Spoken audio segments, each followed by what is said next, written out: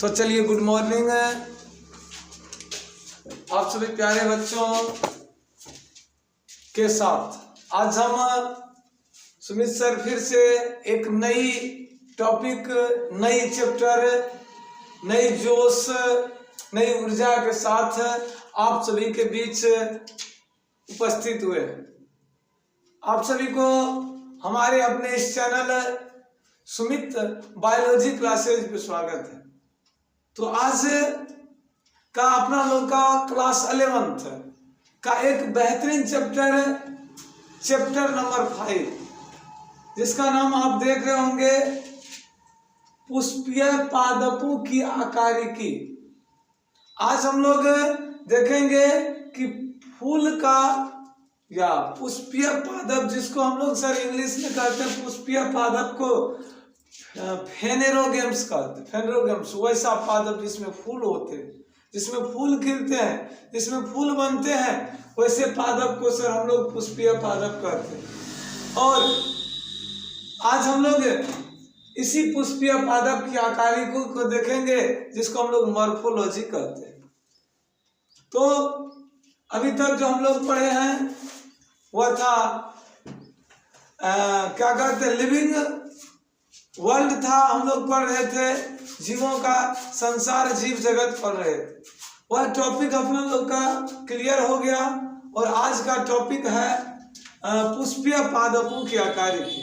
तो चलिए हम इसको थोड़ा सा सेटिंग मार लेते हैं।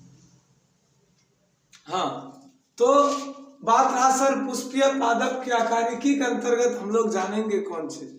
तो फूल के बारे में देखेंगे, क्योंकि पुष्प जो होता है यह पादप का लैंगिक भाग, ये पादप का जनन भाग होते हैं, रिप्रोडक्टिव पार्ट हम जिसको कहते हैं। तो पौधा का ढेर सारे कायिक भाग होते हैं, जड़ होते हैं, तना होते हैं, पत्ती होते हैं, डाली होते हैं, शाखा होते हैं, फूल होते हैं, फल होते हैं, कली होते हैं, एवं प्रकार से ढेर सारे इसकी भाग होती है। लेकिन जब हम लोग बात कर रहे हैं पुष्पीय पादप का, तो सर हम लोग सबसे पहले मेन पॉइंट आता है कि पुष्पीय पादप के अंतर्गत यह फूल क्या होते हैं, पुष्प क्या होते हैं, ये फ्लावर क्या होते हैं।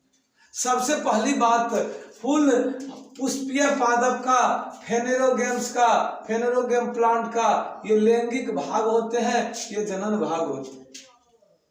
ये यहाँ एक पॉइंट आता है जो कि क्लास 12th में भी पूछा जाता है और कई सारे कॉम्पिटिटिव एग्जाम में पूछा जाता है। सबसे पहली बात यहाँ से एक ऑब्जेक्टिव आता है, सर पुष्प का अध्ययन क्या कहलाता है।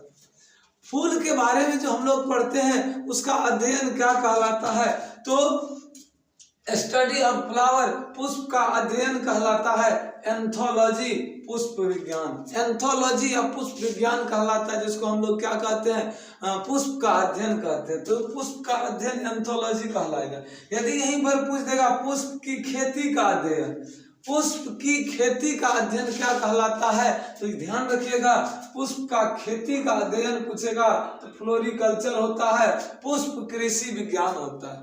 दो बात बस, पुष्प का अध्ययन एंथोलॉजी और पुष्प की खेती का अध्ययन क्या कर। जब हम पुष्प का खेती करते हैं तो पुष्प का खेती का अध्ययन फ्लोरिकल्चर कहलाता है और पुष्प का अध्ययन एंथोलॉजी, पुष्प विज्ञान कहलाता है। ये हिंदी से अत्यधिक बात इंपॉर्टेंट याद रखने वाला है। एंथोलॉजी, पुष्प का अध्ययन एंथोलॉजी, पुष्प की खेती का अध्ययन फ्लोरिकल्चर। दो बात क्लास 12th में कई बार पूछा गया है और हम लोग क्लास 12th में भी पढ़ते हैं, चैप्टर नंबर 2 आता है, वहां पर पुष्प के बारे में पढ़ते हैं। तो बात रहा सर ये पुष्प या फूल क्या होते हैं, तो यह पुष्पीय पादप फेनेरोगेम प्लांट का यह लैंगिक भाग होते हैं, ये जनन भाग होते हैं, जिसको रिप्रोडक्टिव पार्ट कहते हैं। सर इसका कितना भाग होता है, तो मुख्य रूप से जो है इस पुष्प को 2 भागों में बांटा जाता है। एक भाग होता है सहायक भाग, जिसको एसेसरी पार्ट कहते हैं, दूसरा होता है आवश्यक भाग, जिसको नेसेसरी पार्ट कहते हैं। मतलब सहायक भाग तथा आवश्यक भाग। अब सर फूल को 2 भाग में बांटना जरूरी क्यों हुआ, क्योंकि फूल का जो सहायक भाग होता है यह जनन की क्रिया में भाग नहीं लेता है।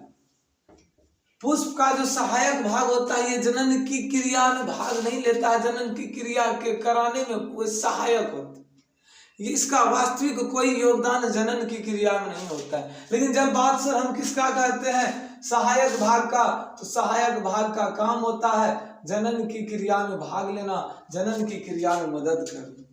तो जनन की क्रिया के आधार पर फूल को दो भाग में बांटते हैं, पहला हो जाता है सहायक भाग, दूसरा आवश्यक भाग। सहायक भाग जो जनन की क्रिया में भाग नहीं लेता है और आवश्यक भाग जो जनन की क्रिया में भाग लेता है। मतलब पुष्प का वैसा भाग जो जनन की क्रिया में भाग लेगा वैसे भाग को आवश्यक भाग कहते हैं, और सहायक जो सहायता करेगा जनन की क्रिया में लेकिन जनन की क्रिया में भाग नहीं लेता वैसे भाग को हम लोग सहायक भाग कहते हैं।